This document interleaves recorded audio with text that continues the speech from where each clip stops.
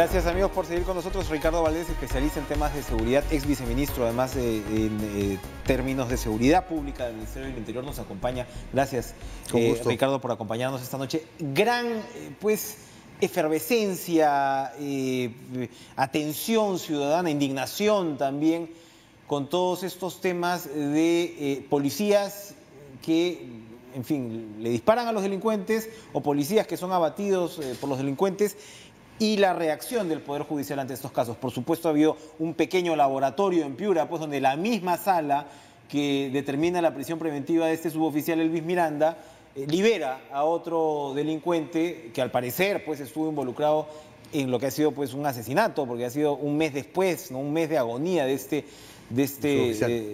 suboficial. Entonces, claro, ahí se grafica, ¿no? En parte la situación, pero la otra parte del problema también es que hay esta suerte de sedimento ciudadano que exige, que demanda, que, bueno, se dispare a los delincuentes todo lo que se pueda también, ¿no? Sí, es correcto. Entonces, es un ambiente complejo el que estamos viviendo ahora mismo. Muy tenso. ¿Qué opinas al respecto? Muy tenso, además. Bueno, en primer lugar, me parece sensacional que su oficial Miranda esté en su casa, ya libre. Lo dije además por escrito. Yo decía que no había que confundir los planos policiales, fiscales con los judiciales, y que a mí me pareció un exceso la detención preventiva que tenía el suboficial.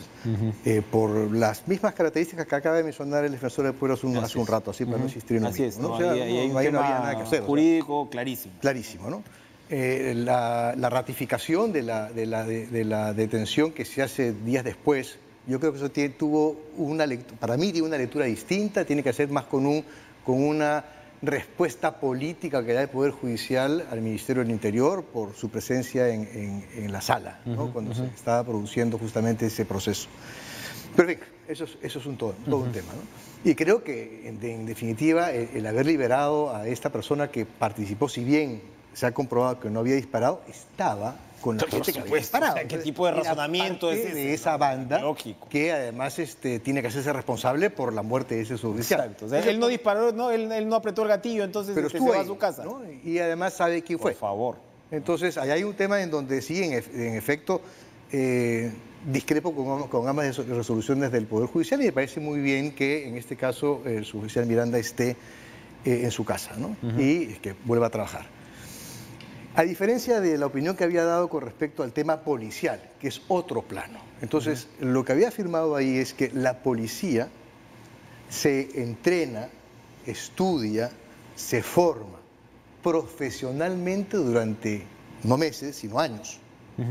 Y que esta formación se da en el marco de un conjunto de normas que la policía debe entender y debe aplicar. Y mi discrepancia con diversos exministros del Interior se debía a que, estudiando las normas y haciendo la consulta además con otros policías que habían estado en escuelas de formación, me dijeron que en efecto se había producido un exceso. Y de la misma opinión es un exdirector general, el general Pérez Rocha, que también opinó en la misma línea. ¿Por qué? Porque este joven, perdón, había, creo, salido hace un año de la escuela. Sí, ¿no? sí, era reciente, estaba en la calle. Entonces, yo digo, aquí hay dos cosas. O sea, su formación o la lectura de lo que le toca hacer en estas circunstancias que son muy complicadas. O sea, yo entiendo que una cosa es en la calle y otra cosa es en la teoría. Eso para mí está claro. Lógico.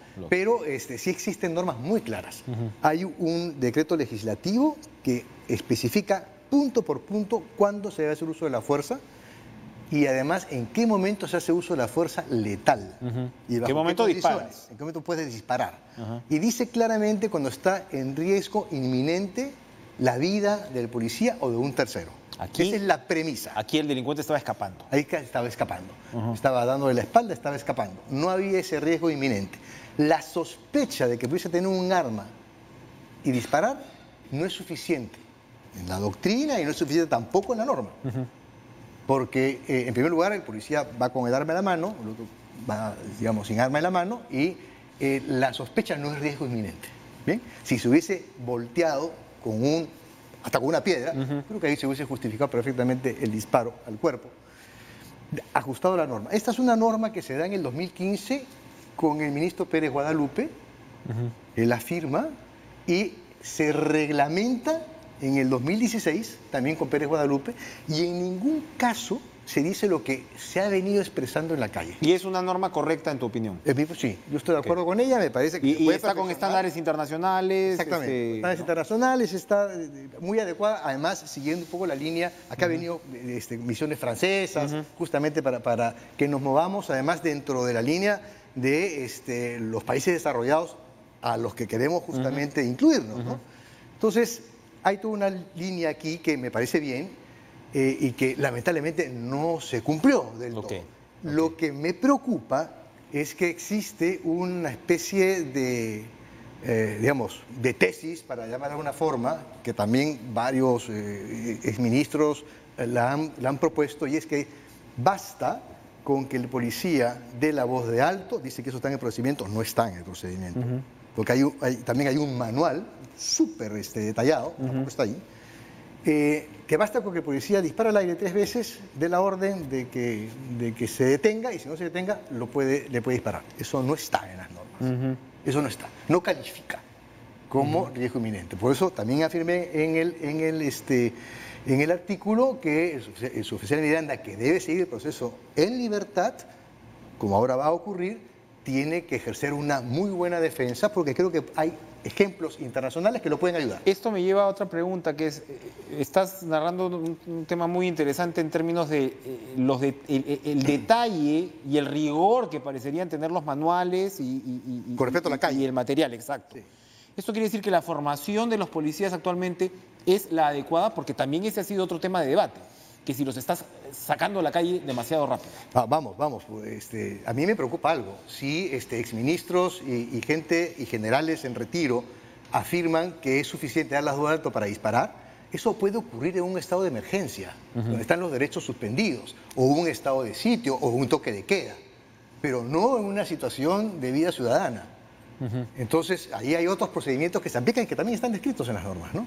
Entonces, si esa lectura empieza a transitar por el imaginario de la policía... Es una lectura paralela al propio material con el cual se están formando los policías. Si la policía escucha que su ministro le dice esto es suficiente, o que los generales dicen esto es suficiente, o los exministros dicen esto es suficiente, están poniendo en riesgo a la policía. Muy bien.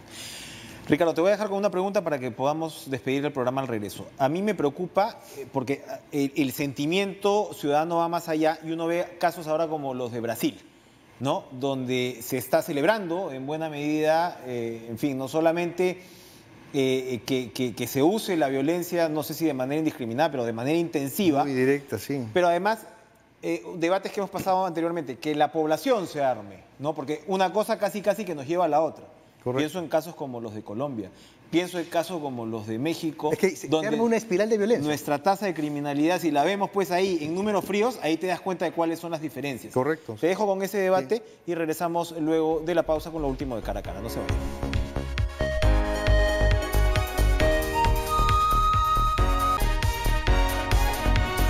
Segundos, Ricardo, para el debate sobre armarse indiscriminadamente, meterles plomo a los delincuentes. Mira, eso es entrar en una espiral de violencia que no sabemos cómo va a acabar. Yo entiendo la frustración de la gente, entiendo la reacción visceral, o sea, creo que eso, la delincuencia nos está llevando un poco a sacar ese lado animal que tiene todo el mundo, ese impulso, pero yo creo que eso tenemos que ponerlo en perspectiva. Si nosotros decimos, ok, nos armamos y vamos a poder simplemente, vamos a sospechar que el delincuente está armado y por tanto yo le puedo disparar, eso va a significar que el delincuente también va a sospechar, como he dicho, se va a armar para poder enfrentar ese riesgo de muerte que ya tendría de por sí por la misma ley que se cambiaría para que eso pueda ocurrir, ¿no? Ahí tendríamos un problema muy serio que yo creo que debe ser parte del debate. Debate muy delicado, hay que llevarlo con mucho cuidado. Gracias, Ricardo Valdés, por acompañarnos esta noche. Gracias a ustedes, nos reencontramos mañana con más Cara a Cara. Buenas noches.